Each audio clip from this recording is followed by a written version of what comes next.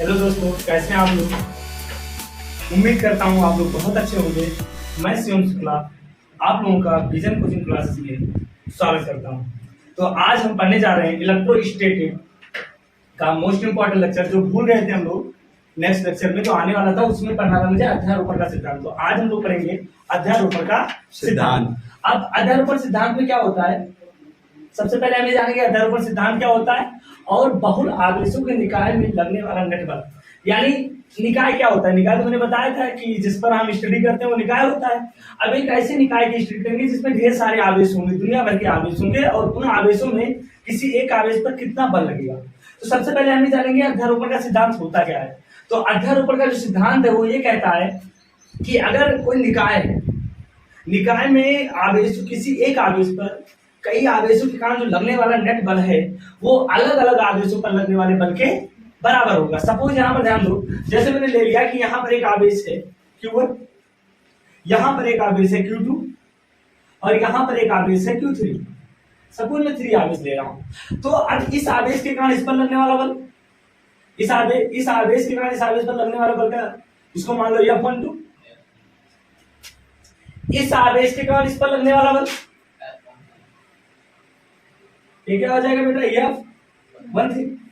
ठीक है, तो यहां पर इस आवेश के कारण इस पर लगने वाला बल और इस आवेश के कारण इस पर लगने वाले 2 बल हैं। तो अध्यारोपण का सिद्धांत ये कहता है कि जो नेट बल होगा F net, vector F net, वो वेक्टर सम होगा ऑल फोर्सेस जो F1 पर इंडिविजुअल लगा रही है। क्या लगा रही है बेटा, इंडिविजुअल। अगर मैं यहाँ पर Q4 मान लू, Q5 मान लू, तो इनके कारण भी इन पर बल लगेगा। ये देख रहे हो डायरेक्शन, यानी F15। ध्यान देना, इसके कारण भी इस पर बल लगेगा, उसका डायरेक्शन क्या होगा F1। तो नेट बल क्या हो जाएगा बेटा, F14 प्लस F15। यानी कहने का मतलब है अध्यारोपण का सिद्धांत ये कहता है कि किसी निकाय में किसी एक आवेश पर, किसी निकाय में किसी एक आवेश पर जो लगने वाला नेट बल है वो अलग अलग उन आवेशों के कारण Q1 पर लगने वाले बल के सदिशियों के बराबर होता है। यानी सदिशियों की क्या होता है बेटा, बराबर होता है। तो यहां पर अगर हम डिफिनेशन लिखें इसका,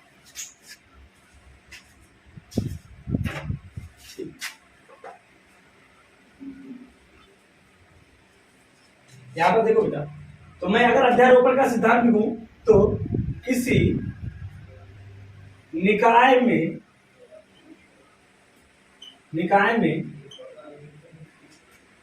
एक आवेश पर लगने वाला एक आवेश पर लगने वाला नेट बल उन आवेशों के कारण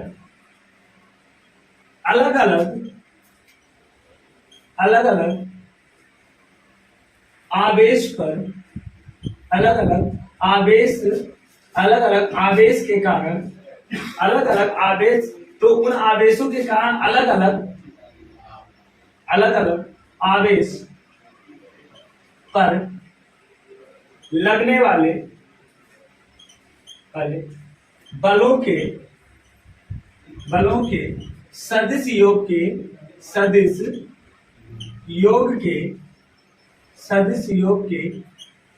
बराबर होता है। सदिश योग के बराबर होता है।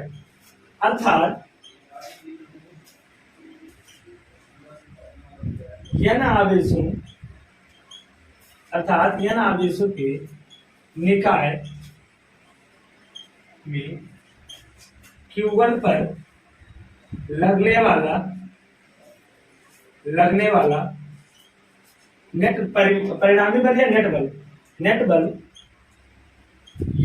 वेक्टर F नेट बराबर हो जाएगा, वेक्टर F नेट बराबर F12 plus F13 plus F14 और plus dot dot dot dot F1। यानी ये कहने का मतलब ये हुआ कि अगर कोई एक आवेश है, सपोज मैं मान लेता हूं कि यहां पर जो होगा, मैं बनाने की कोशिश करता हूं, यह हमारा y एक्सिस है। सपोज मैं एक निकाय बनाने की कोशिश कर रहा हूं, यह हमारा x एक्सिस है। ये हमारा वाई एक्सिस है और ये हमारा क्या बेटा एक्स एक्सिस है। तो यहां पर देखो एक आवेश यहां पर Q1 रखा हुआ है, Q1 आवेश है, ये हमारा Q1 आवेश है, Q1। यहां पर एक आवेश है वो Q3 है, यहां पर एक आवेश है जो क्या है बेटा Q2 है, और यहां पर एक आवेश है जो Q4 है, डॉट डॉट डॉट एक आवेश है जो Qn है। समझिए ना, यानी बहुत ढेर सारे आवेश हैं, ये मैंने रख दिया। और ये हमारा ओरिजिन पॉइंट है, मूल बिंदु। यहां से Q1 की दूरी में मान लेता हूं जो Q1 आवेश है यहां पर, उसकी दूरी यहां से R1 वेक्टर है, Q2 की जो दूरी है वो क्या है बेटा R2 वेक्टर है, Q2 की जो दूरी है Q2, और Q3 की जो दूरी है ये R3 वेक्टर है, R2 वेक्टर R3। ऐसे Q4 की दूरी क्या हो जाएगी बेटा वेक्टर R4, और यहां पर है Qn, क्या है बेटा Qn है n वेक्टर, और इससे इसकी दूरी क्या हो जाएगी R। ये कौन सी दूरी है मूल बिंदु से दूरी। अब ये बताओ मूल बिंदु से दूरी होगी तो आपस में भी तो एक दूसरे से कुछ दूरी पर होंगे। तो मैंने मान लिया कि Q1 और Q2 के बीच की जो दूरी है, यहाँ पर Q1 इसको ले लो, Q1 और Q2 के बीच की जो दूरी है डॉटेड लाइन से बता रहा हूँ, ठीक है बेटा। इसको मैंने मान लिया R12, क्या मान लिया R12। मैंने मान लिया Q2 से जो Q4 की दूरी है वो क्या है R14, Q2 से समझ में आ रहा है, वेक्टर R1n मान लिया, और यहां से ये हमने मान लिया R13 मान लिया।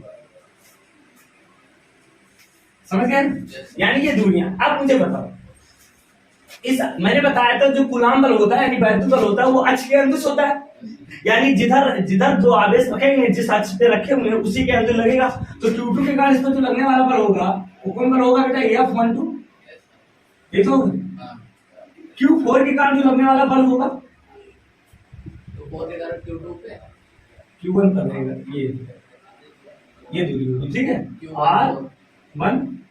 तो इसके कारण जो लगने वाला बल होगा उसकी दिशा क्या होगी F14। अब Q2 के कारण हो गया, Q3 के कारण जो बल लगेगा यहाँ से Q2 पर ही हमने बना लिया है, सॉरी यहाँ पर बनना है इसको R13। तो इस पर जो लगने वाला बल होगा वो क्या होगा F13। अब n के कारण बल कितना लगेगा, हम इसको Q2 पर बनाते हैं,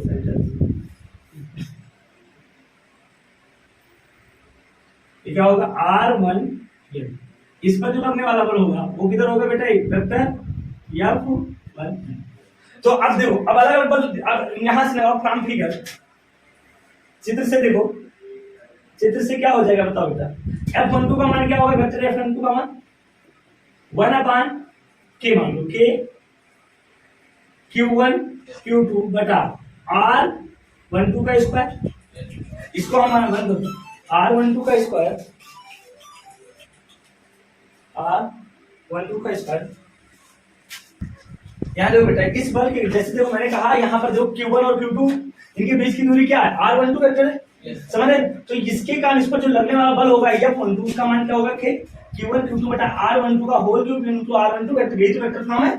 और इसी प्रकार F13 कैसे लगेगा Q1 Q3 क्या हो जाएगा बेटा Q1 Q3 इंटू R13 का होल क्यूब, और ये हो जाएगा R13 वेक्टर। इसी प्रकार हम कहेंगे F14 कैसे हो जाएगा, F14 बराबर हो जाएगा K Q1 Q4, क्या हो जाएगा Q1 Q4 बटा R14 का whole cube into R14 vector.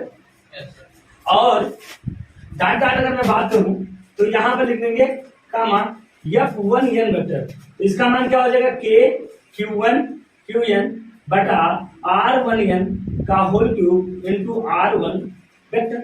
अब यहाँ पर ध्यान दो, ये हमारे अलग अलग बल हैं, अलग अलग आवेशों के कारण Q1 पर लगाए गए सभी बल हैं। तो अध्यारोपण का सिद्धांत क्या कहता है, अध्यारोपण का सिद्धांत कहता है कि इस आवेश पर जो लगने वाला नेट बल है इन सभी के कारण जो कुल बल लग रहा है वो अलग अलग बलों के सदस्यों के बराबर होगा। अर्थात अगर मैं कहूं अध्यारोपण के सिद्धांत से अध्यारोपण के सिद्धांत से क्या हो जाएगा, अध्यारोपण के सिद्धांत से जो निकाय पर लगने वाले Q1 पर लगने वाला कुल बल, Q1 पर लगने वाला कुल बल क्या हो जाएगा, यहां पर वेक्टर F और ये हो जाएगा vector F12 plus vector F13 और प्लस वेक्टर क्या हो जाएगा F14 और plus dot dot dot dot dot vector क्या हो जाएगा बेटा F1। ठीक है, समझ गए ना।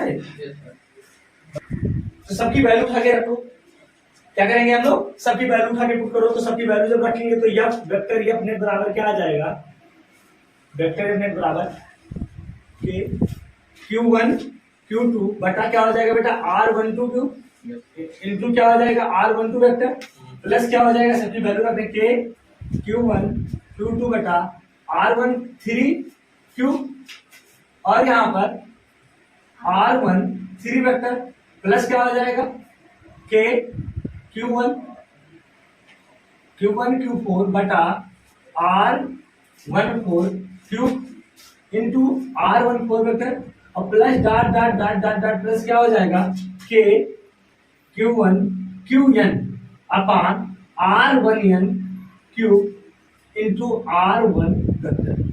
समझ गए ना। अब इस सब में क्या करो, K को कॉमन कर लो।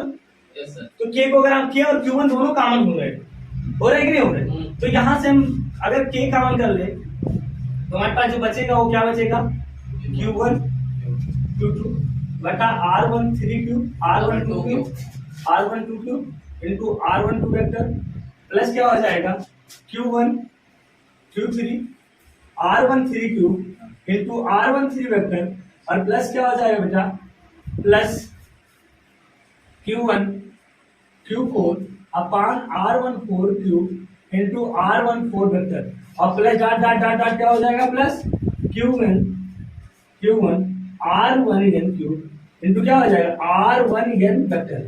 अब ये देखो इसको हम इतना बड़ा इसको मिक्स फॉर्म में अगर लिखें, समेशन में लिखें तो समेशन में क्या हो जाएगा, समेशन में लिख सकते हैं K को कॉमन कर लो, समेशन देखो यहाँ पर क्या I का मान 2 से लेकर N तक है, क्या है बेटा I का मान 2 से लेकर और यहाँ पर Q1 रहेगा और ये हो जाएगा QI बटा R1I Q into R1I vector. अब देखो I का मान एक बार 2 रखोगे, 2 से शुरू है ना, 2 रखोगे तो ये प्राप्त हो जाएगा, I का मान 3 रखोगे तो ये प्राप्त हो जाएगा, I का मान 4 रखोगे तो ये प्राप्त हो जाएगा, I का मान n रखोगे तो ये शॉर्ट फॉर्म में लिखने का तरीका है। K का मान उठा के रखो तो क्या है K का मान 1/4 पाई एप्सिलॉन समेशन I बराबर 1 to n और ये हो जाएगा Q1 QI अपान R1I Q into R1I vector. ये हमारा आ गया F नेट पर, बस ठीक है, ये आपका F नेट फोर्स है। ठीक है, नोट कर बेटा इसको। बेटा जो सेकंड टॉपिक हम पढ़ने जा रहे हैं, अब इस टॉपिक में हमें जो पढ़ना है वो एकदम जान लो काल्पनिक है, मान गणन एक वर्ड होता है जो अपने आप से पुलिस वालों ने बना लिया है। तो इसमें जो टॉपिक है और ये इंपॉर्टेंट भी है, यानी हम पढ़ने जा रहे हैं जो सेकंड टॉपिक है वो है हमारा वैद्युत क्षेत्र रेखाएं। क्या है बेटा, वैद्युत क्षेत्र रेखाएं या इसी को हम कहते हैं वैद्युत बल रेखाएं भी कहते हैं। क्या कहते हैं बेटा, या हम इसी का दूसरा नाम लिखते हैं वैद्युत या विद्युत भी कह सकते हैं, वैद्युत बल रेखाएं, बल रेखाएं। यानी यहाँ पर हम वैद्युत क्षेत्र रेखाएं और क्या पढ़ेंगे बेटा, वैद्युत बल रेखाएं। हम पढ़ने वैद्युत क्षेत्र रेखाएं और वैद्युत बल रेखाएं पढ़ने जा रहे हैं। ठीक है बेटा, तो यहाँ पर ध्यान दो वैद्युत क्षेत्र रेखाएं क्या होती है, इसे काल्पनिक या मन गणित रेखाएं कहते हैं। और इसमें हम इसकी जो डिफिनेशन लिखेंगे एक पॉइंट में वो ये होगा कि वैद्युत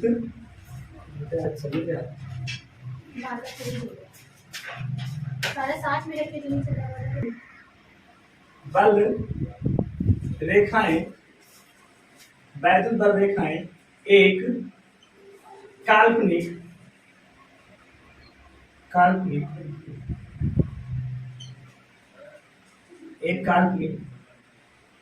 वक्र है, वक्र है जो जो स्पेस में यानी द्विक स्थान में, जो द्विक स्थान में, द्विक स्थान में, द्विक स्थान में धनात्मक धनात्मक आवेश को, आवेश के दिशा को प्रदर्शित करती है, प्रदर्शित करती है। यानी यहां पर ध्यान दो, मैंने आपको बताया है कि जो वैद्युत बल रेखाएं बेटा, वैद्युत बल रेखाएं काल्पनिक रेखाएं होती हैं। क्या होती हैं? काल्पनिक वक्र होता है जो स्पेस में यानी जो का स्थान होता है टाइम समय ग्राफ, टाइम समय स्पेस में यानी टाइम समय स्पेस में धनात्मक आवेश के दिशा को प्रदर्शित करता है। ठीक है, समझ गए ना? यानी वैद्युत बल रेखाएं एक काल्पनिक वक्र होती हैं जो क्या होती है, द्विक स्थान में धनात्मक आवेश की दिशा को प्रदर्शित करती है। यानी अगर मेरी बात सुनो कि अगर मैं कोई धनात्मक आवेश मैंने Q0 को स्पेस में रख दिया है Q0 को, तो जब Q0 को हम स्पेस में रखेंगे तो ये जिधर चलेगा फ्रीली, जिधर इसको अलाउ करेंगी और उधर ही क्या होंगी, वैद्युत बल रेखाएं उधर ही बनेंगी। यानी जो आवेश होता है वो वैद्युत क्षेत्र उत्पन्न करता है। अब जब वैद्युत क्षेत्र उत्पन्न हो गया तो वैद्युत क्षेत्र, उस वैद्युत क्षेत्र में मैंने धनात्मक आवेश को रखा, ये आवेश जिधर चलेगा फ्रीली, जिधर चलेगा उधर ही क्या होगा बेटा, वैद्युत बल रेखाएं होंगी। अब बात आती है वैद्युत बल रेखाओं का निरूपण कैसे करते हैं। तो हमने यहाँ पर ध्यान दो, हमने प्लस क्यू आवेश ले लिया, यहाँ पर एक प्लस क्यू आवेश है, तो प्लस क्यू आवेश पर क्या होता है, रेडियली जो होती है आउटवर्ड होती है वैद्युत बल रेखाएं,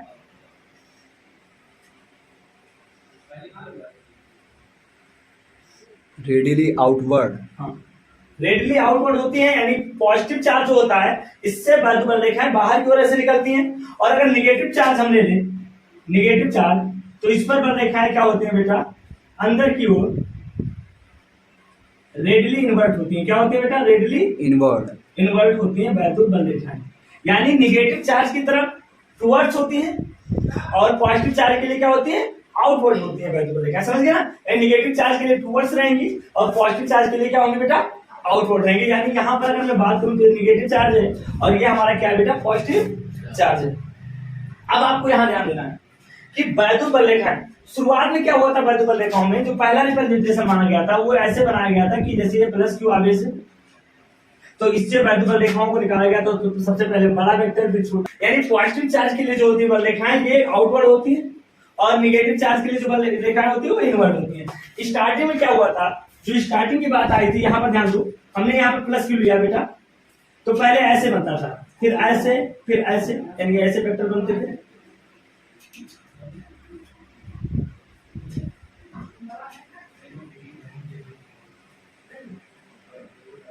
ये देखो। यानी यहाँ पर ध्यान दो, इसमें ध्यान दो, इसमें क्या हो रहा है कि ये जो एरो है ये मैग्नीट्यूड बताता है, एरो की लंबाई, इलेक्ट्रिक फील्ड की, और ये डायरेक्शन बताता है। यानी ये सिंबल ये बताने की कोशिश कर रहा है कि समय के साथ दूरी बढ़ने के साथ इलेक्ट्रिक फील्ड लाइन की जो मैग्नीट्यूड है वो कम हो रही और एक नहीं हो रही। तो ये बताता है, लेकिन इसमें एक ही चीज है, इसमें केवल डायरेक्शन बता रहा है लेकिन मैग्नीट्यूड नहीं बता रहा। अब तो ये एक ही चीज का एक्सप्लेनेशन कर रहा है, तो यहाँ पर ये जानना बहुत जरूरी है। ये जो है ये दोनों चीज बता रहा है, ऐसा तुम समझ रहे हो, इस तरह ये एरो छोटा होता जा रहा है यानी मैग्नीट्यूड घट रहा है। इसमें तो ऐसा हो ही नहीं रहा, इसमें एक चीज हो रहा है आपको वो दिखाई नहीं दे रहा। यानी यहाँ पर देखो, इस एरिया में और इस एरिया में इलेक्ट्रिक फील्ड लाइन में अंतर है, यहाँ पर 2 इलेक्ट्रिक फील्ड लाइन है और यहाँ पर एक ही है। यानी अब जो मैग्नीट्यूड होगा इलेक्ट्रिक फील्ड का वो डेंसिटी बताएगा। डेंसिटी क्या होता है, number of electric field line. यानी इधर से हम आगे की ओर जैसे बढ़ते जाएंगे डेंसिटी कम होता जाएगा, यानी इलेक्ट्रिक जो वैद्युत बल रेखाएं उनकी संख्या कम होगी, और वैद्युत बल रेखाओं की संख्या जितनी कम होगी वहां पर जो इलेक्ट्रिक फील्ड होगा वो उतना ही कम लगेगा। ठीक है, समझ गए ना? यानी पास में ज्यादा रेखाएं तो ज्यादा इलेक्ट्रिक फील्ड, और जैसे जैसे हम आगे बढ़ते जाएंगे रेखाएं क्या होने लगी बेटा, कम होने लगी। समझ गए ना? तो ये होता है, इतना नोट करो आप लोग, इतना नोट करो।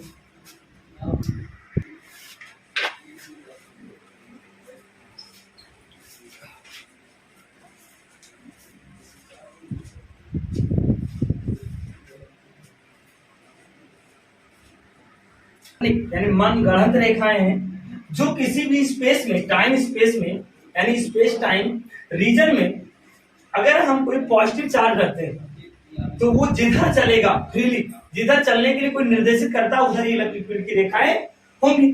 अब दूसरी बात समझो, हम पढ़ने जा रहे हैं कि वैद्युत बल रेखाओं के गुण क्या। तो सबसे पहले जो बात हम करेंगे, मैं यहाँ पर चित्र के माध्यम से पहले समझाऊंगा। जैसे हमने ये ले लिया, एक मैंने प्लस क्यू चार्ज ले लिया और इसी से कुछ दूरी पर हमने क्या ले लिया बेटा, माइनस क्यू चार्ज ले लिया। अब ध्यान दें, तो प्लस से इलेक्ट्रिक फील्ड लाइन निकलेंगे और माइनस पर टर्मिनेट होंगे। देखिए प्लस से निकल रही है और माइनस पर क्या होंगे बेटा, टर्मिनेट होंगे। प्लस से निकलकर माइनस की ओर टर्मिनेट होंगे। सब वैद्युत बल रेखा कैसी रेखा है? मनगढ़ंत मनगढ़ंत रेखाएं, मतलब एक काल्पनिक माना गया, ऐसा नहीं है बेटा। इनको इंडिकेट क्या क्या ऐसे ऐसा फील होता है कि जैसे लगता है कि ऐसे कुछ रेखाएं चल रही है। अब यहाँ पर दो प्लस से निकल रही है, क्या हो रही है बेटा, प्लस से वैद्युत बल रेखाएं निकल रही है और माइनस पर कहां पर जा रही है, माइनस पर जा रही है। यहाँ पर एक चीज ध्यान देना है आपको, इसी से हम इनकी प्रॉपर्टी बताएंगे। अगर हम इन वैद्युत बल रेखाओं किसी भी बिंदु पर अगर हम टेंजेंट खींचे, यानी यहाँ पर अगर हमने खींचा, सपोज हमने एक स्पर्श रेखा खींचा है, तो ये स्पर्श रेखा सदैव उस बिंदु पर वैद्युत क्षेत्र की दिशा को, यानी ऐसा भी बता सकते हो वैद्युत बल रेखाएं वह काल्पनिक रेखाएं हैं जिसके किसी बिंदु पर खींची गई स्पर्श रेखा उस बिंदु पर वैद्युत क्षेत्र की दिशा को प्रदर्शित करता है। तो यहाँ से सबसे पहले जो प्रॉपर्टीज का हुआ, इसी फिगर से मैं बताने की कोशिश करूंगा। नंबर एक है कि वैद्युत बल रेखाएं कहां से निकलती है बेटा, कहां से उत्पन्न होती है, धन आवेश से उत्पन्न होकर ऋण आवेश पर समाप्त होती है। यानी वैद्युत बल रेखाएं, अगर हम बात करें तो वैद्युत बल रेखाएं धन आवेश से निकलकर ऋण आवेश की ओर, धन आवेश से निकलकर ऋण आवेश, धन आवेश से निकलकर ऋण आवेश की ओर जाती है। पहला तो पॉइंट ये हो गया, ये इनकी प्रॉपर्टी है कि वैद्युत बल रेखाएं धन आवेश से निकलती है और ऋण आवेश पर समाप्त होती है। दूसरा पॉइंट क्या है कि किसी वैद्युत बल रेखा जो कितनी है, ये एक सब्जेक्टिव बात है। यानी जैसे मैंने एक आवेश ले लिया, उससे 10 रेखाएं निकली, हमने दूसरा आवेश ले लिया, उससे 5 रेखाएं निकल रही, उससे 3 रेखाएं निकल रही, तो कोई गलत नहीं है। जैसे अभी आप हो, आपने कहा सर मेरे आवेश से 5 ही रेखाएं निकल रही, तुमने कहा सर मेरे आवेश से 10 रेखाएं निकल रही, तो दोनों सही हो। इसका मतलब ये हुआ, तो फिर क्या होता है कि इनमें 5 निकलता है, तुम्हारे में 10 निकलता है। उसका रीजन जो बताने की कोशिश किया गया है कि जो वैद्युत बल रेखाएं हैं वो डिपेंड करता है आवेश, नंबर ऑफ जो वैद्युत बल रेखाएं, यानी वैद्युत बल रेखाओं की जो संख्या है वो आवेश के परिमाण के समानुपाती होता है। यानी दूसरा पॉइंट अगर हम लिखें तो वैद्युत, बात करें तो वैद्युत बल रेखाओं की संख्या जो होगी, यानी वैद्युत बल रेखाओं की अगर हम संख्या की बात करें तो ये समानुपाती होगा आवेश के परिमाण की। किसके बेटा, आवेश के परिमाण। यानी इससे ये आपको पता चला कि सर जितना ज्यादा आवेश होगा उतनी ही ज्यादा वैद्युत बल रेखाएं निकलेंगी। समझ गए ना। तीसरी बात क्या है, जो हमारी वैद्युत बल रेखाएं कभी बंद वक्र का निर्माण नहीं करती। ऐसा नहीं है कि कहां से निकली फिर यहीं पर आ जाए। बंद वक्र का मतलब क्या हुआ, जहां से जाए वहीं पर आ जाए, तभी तो बंद वक्र होगा। तो यहाँ ये बताने की कोशिश की गई है कि जो वैद्युत बल रेखाएं हैं वो बंद वक्र का निर्माण नहीं करती। यानी तीसरी बात है कि वैद्युत बल रेखाएं बंद वक्र का निर्माण नहीं करती है। यानी वैद्युत बल रेखाएं क्या होती है बेटा, बंद वक्र का निर्माण नहीं करती है। वैद्युत बल रेखाएं बंद वक्र का निर्माण नहीं करती, ये बात और होगा। अब एक और है जो इंपॉर्टेंट है, यूपी बोर्ड में बहुत पूछता है, कहता है कि वैद्युत बल रेखाएं एक दूसरे को क्यों नहीं काटती हैं। क्या पूछता है, अक्सर पूछता है, कारण बताओ। तो देखो नेक्स्ट पॉइंट है जो हमारा वो है कि वैद्युत बल रेखाएं वैद्युत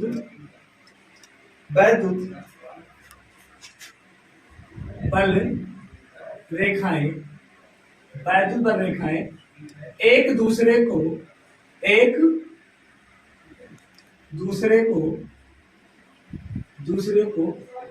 कभी नहीं काटती। क्या बेटा, एक दूसरे को कभी नहीं काटती। कभी नहीं काटती। ऐसा क्यों? कभी नहीं काटती, यानी बैतुल बल रेखा एक दूसरे को क्यों नहीं काटेंगी? सुनो मेरी बात, अगर अभी बैतुल बल रेखा एक दूसरे को काटे, ये लोग काटे, तो इस बिंदु पर, ये जो कटान बिंदु है, यहाँ पर बैतुल बल रेखाओं की दो दिशाएं होंगी। क्या ऐसा कोई वेक्टर है जिसका एक ही बिंदु पर दो दिशा हो?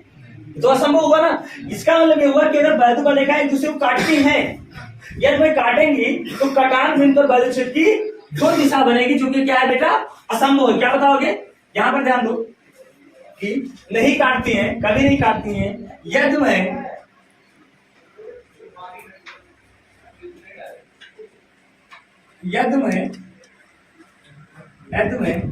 काटेंगी, एक प्रतिच्छेद करेंगी, काटेंगी, तो कटान बिंदु पर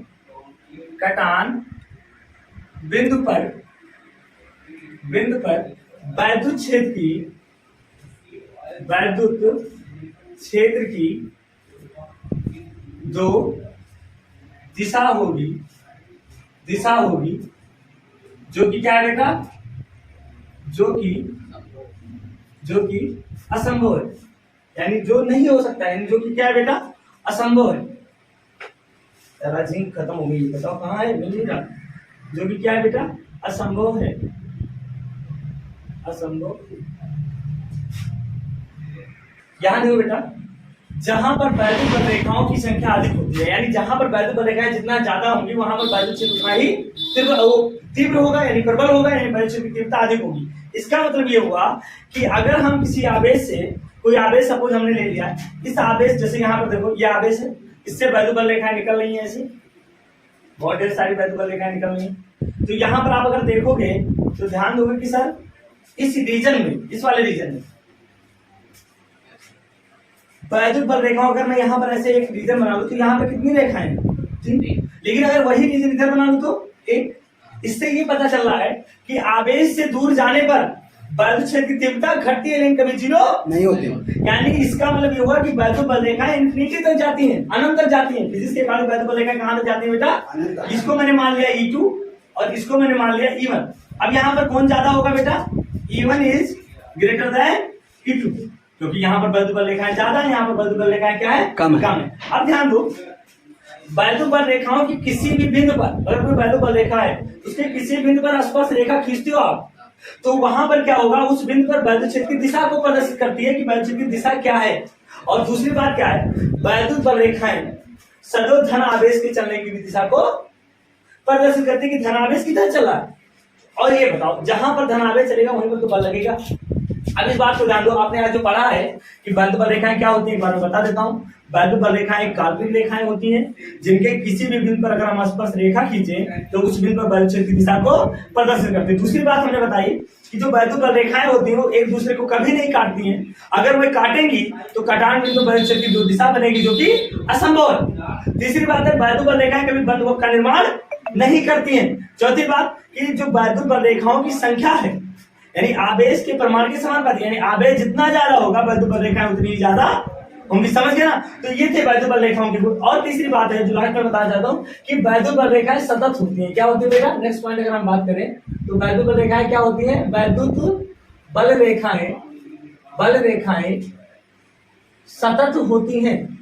सतत होती है क्योंकि ये कटी नहीं होती है, सतत होती है। कहीं भी बीच में तुम छुटा नहीं पाओगे। सतत का मतलब क्या हुआ कि ऐसे कंटिन्यूअस, बीच में कंटिन्यूअस है, यानी कहीं कटा हुआ नहीं है। तो बैतुल बल रेखाएं क्या होती है बेटा? सतत होती है। तो इसी प्रकार आज हम लोगों ने बहुत अच्छे से पढ़ा। उम्मीद करता हूँ हम लोगों को बहुत अच्छे से समझ आया होगा। अगर समझ आया है तो आप अच्छे से इसको रिवीजन कर लेना, फिर हम लोग नेक्स्ट डे मिलेंगे।